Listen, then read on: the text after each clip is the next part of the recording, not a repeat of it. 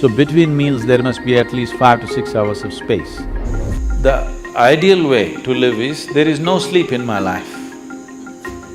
But that's not possible right now, still body has some inertia. So it sleeps minimum. Rest of the time, it is at ease. You consume a little bit of honey in warm water on a daily basis, and you will see slowly the RBC content will go up.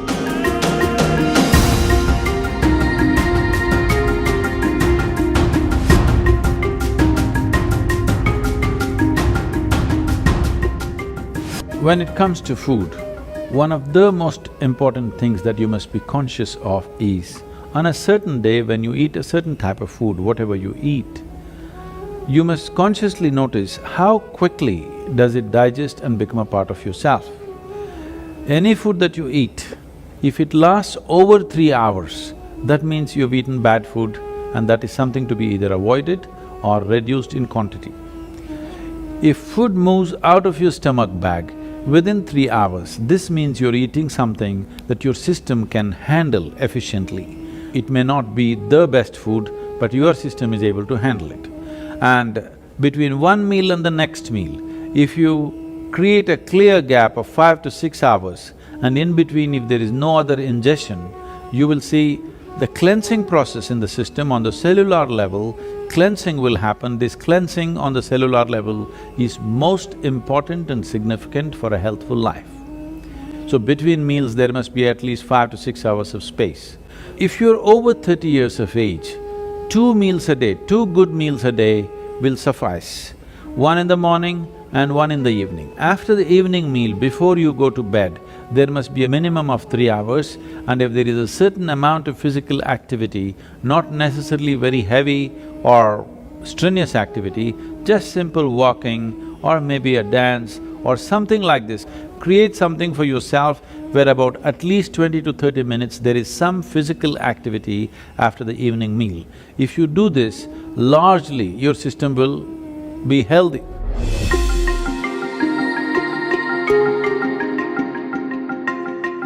Anemia means on one level the blood has lost its iron, that means you lost your steel, okay? You lost the strength in the body, you'll feel exhausted, simply exhausted for nothing. Because once the necessary iron is not there, your ability to carry oxygen through the body is less. That means your body, your heart, your brain, everything will be on a lower level of function because you don't have enough oxygen.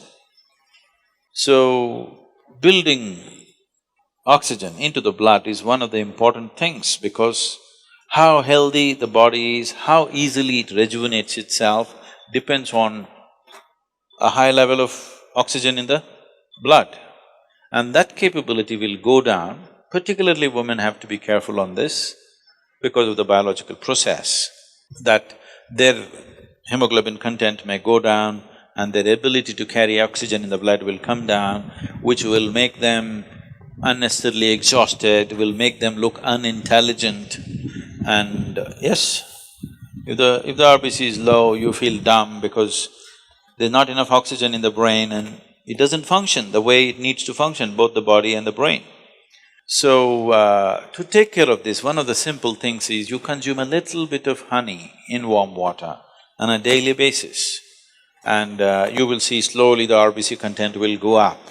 If there's more oxygen in the blood, suddenly you feel a burst of energy, suddenly everything is active, the rejuvenation system in the body is going up, the dead cells are being replaced quickly. The level of inertia that you feel in the body is much lower, the level of inertia that you feel in your mind is much lower.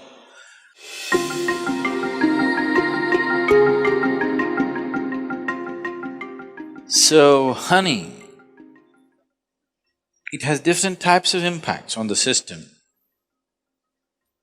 If it consumed raw, it has one kind of impact. If it is consumed in cold water, it has another kind of impact. If it is consumed in warm water, it's a different kind of impact.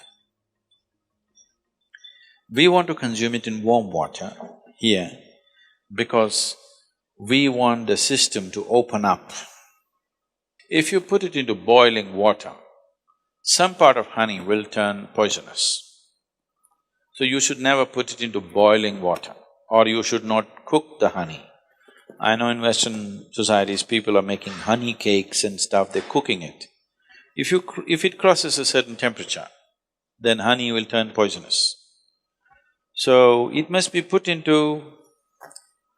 like it's in a temperature that is drinkable. Into that you put. If it's boiling hot, you don't put.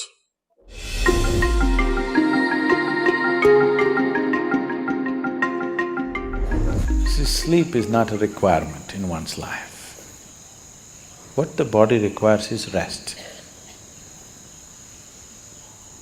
Sleep is just one form of rest. Lot of people are beginning to think, in Tamil Nadu if somebody says, rest pannikaranga, means they're sleeping. Need not be, you can sit and rest, isn't it? Yes? You can stand and also rest. You're running, if you stand, doesn't it feel like rest? You're standing, if you sit down, doesn't it feel like rest? There are many ways of resting.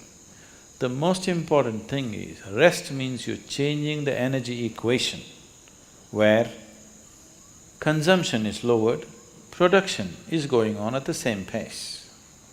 So after a period of time, you feel rejuvenated because consumption has been lowered.